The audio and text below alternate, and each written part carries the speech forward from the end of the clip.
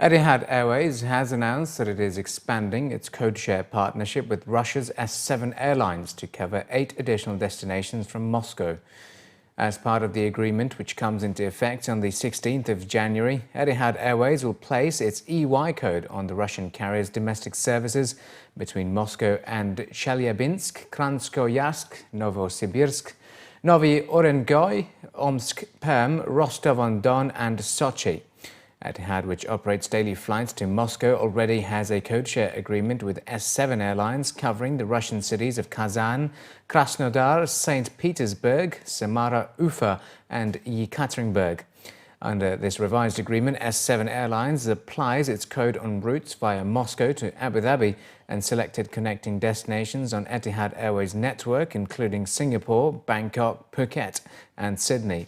James Hogan, Etihad Airways President and Chief Executive Officer, was quoted in the press statement as saying that the enhanced codeshare agreement with S7 Airlines is in line with their strategy to strengthen existing partnerships and develop new ones.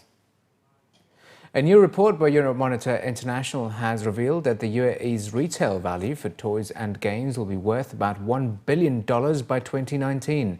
Growing at a compound annual growth rate of 9% due to a growing population and continuous increase in tourism.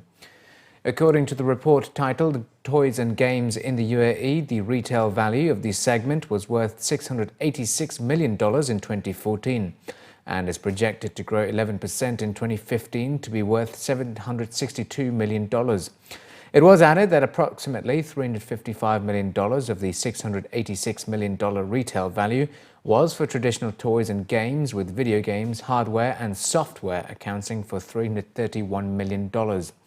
With an $80 per capita spend on toys and games, higher than countries such as Japan, Spain and Italy, the report highlighted UAE as developing market for international toy manufacturers to expand their presence in the country and other Gulf states. The findings come ahead of the Playworld and Paperworld trade shows scheduled to be held in Dubai from the 1st to the 3rd of March 2016. According to the report, the UAE's rising birth rates and high number of young working adults is having a positive impact on the market, while demand is also rising due to the increase in retail space at shopping malls across the country and the region. Cybersecurity is becoming an increasing challenge for firms in the UAE, with a survey revealing that 1/3 of UAE firms have been reporting cybersecurity breaches in the past 12 months. According to a local daily, a KPMG 2015 UAE cybersecurity survey has found that firms under attack took between 2 weeks to a month to recover.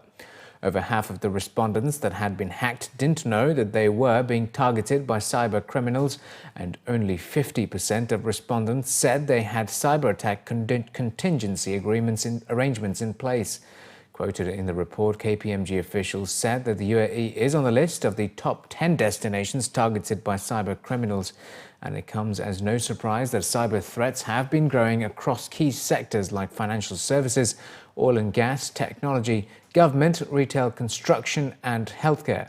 The survey focused on UAE organizations' readiness and ability to respond to cyber attacks and assessed responses from key sectors in the UAE over a period of 2 months. According to the survey, many boards in the UAE do not have a comprehensive or accurate view of their cyber risks because threat intelligence and cyber monitoring have often been inconsistently implemented. The survey also found that more UAE organizations need to better understand their threat profiles, including who, where and why they are likely to be targeted.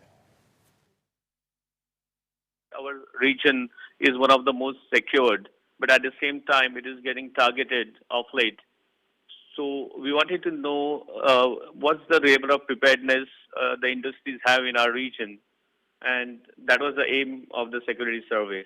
So obviously, if you look at region standpoint, financial services are the most preferred target because that's the easiest way to take out the money or transfer it. At the same time, oil and gas is equally important because that's the backbone of economy in our part of the region.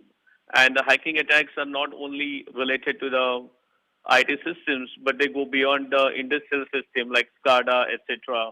and potentially, a target could be bringing down the refinery. So we had very interesting findings. Actually, the participants covered alarming more than 33% of the population covered were hiked in last 12 months.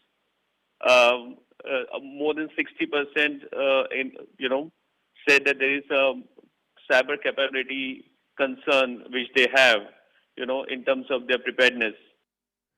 As a major step towards their regional expansion, UAE-based Lulu Group has announced the opening of their first hypermarket in Cairo, with plans of $300 million investment in Egypt.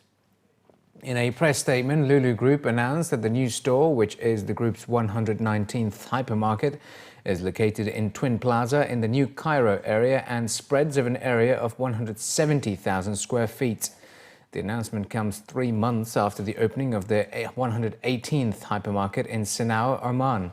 Commenting on the opening, the group chairman Yusuf Al-Ali was quoted as saying that Egypt is regarded as a very important market, adding that they plan to invest 3 billion Egyptian pounds, equal to $300 million, in setting up 10 new hypermarkets in the next 2 years across the country.